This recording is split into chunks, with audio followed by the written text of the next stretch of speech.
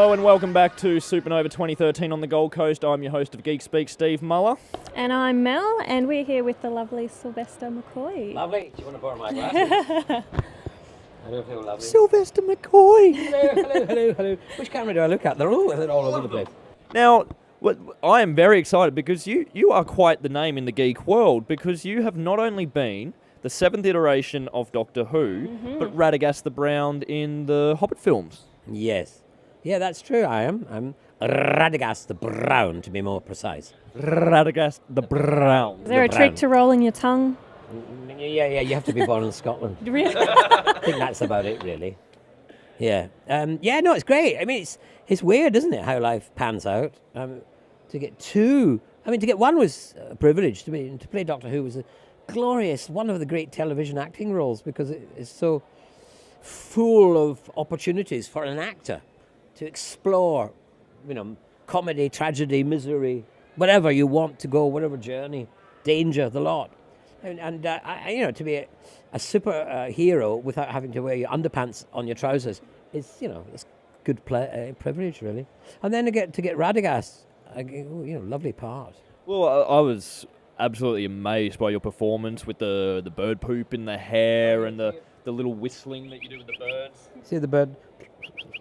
It's making my hat jump up and down, you see. There's a little bird in there. Still alive? Yeah. I don't dare take it off in case it poos down my face. You wouldn't want that, make you sick. Now, how'd that come about? Because you worked with some amazing people. You worked with Sir Ian McKellen. My mind is completely blank. Well, for one, Peter Jackson. Yeah. Like, did you actually, given your history, did you have to audition? Well, yes. What happened was that 10 years ago, thereabouts, I was screen tested for Bilbo Baggins in Lord of the Rings. And it got down to 2 actors, and I was one of them. You and Ian Holm? Yeah, and so they used to phone my agent. They say, these are the weeks where we think we're filming. If Sylvester gets anything in those weeks, let us know, please.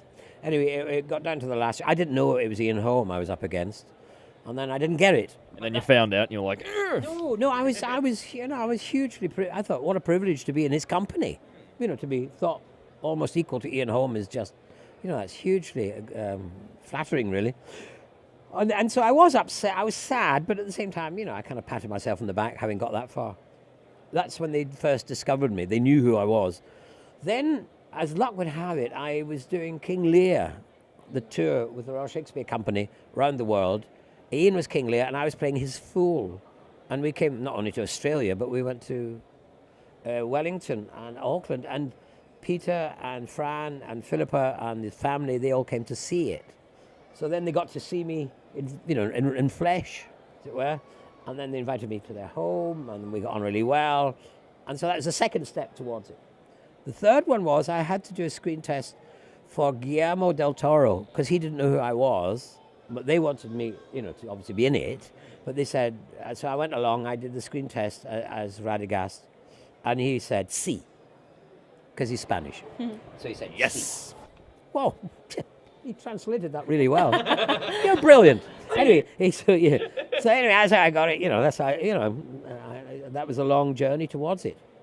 So theatre, movies, television, is there a specific medium you enjoy most, or as a performer you just like the whole experience of it? It's the whole experience, really. The producer of Doctor Who once looked at my CV and he said, "You've done everything in this business, from street theatre to grand opera."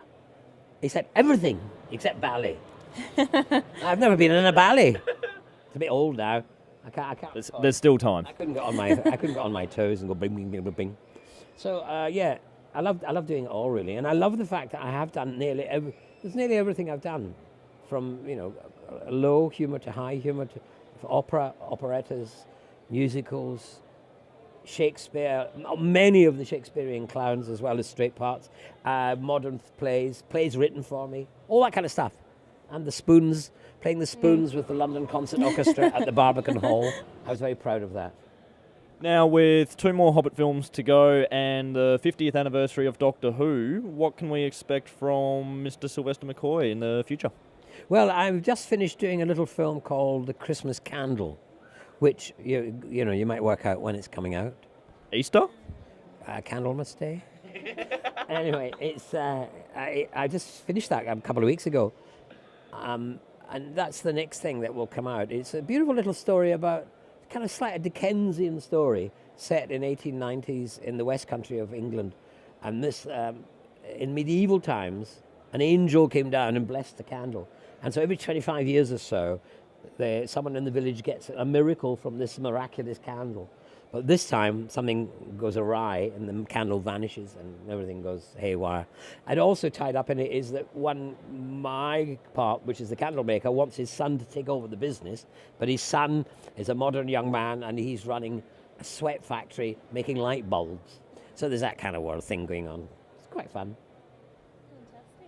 Well, thank you so much for taking the time. Like, this has been an absolute honour sitting down with you, Mr. McCoy. Thank you. And, Mr. McCoy, how very formal. Yes, that's very kind of you. Thank you. And we hope you enjoy the rest of your time here on the Gold Coast at Supernova. Thank you. I've loved it. There's a thing called sunshine.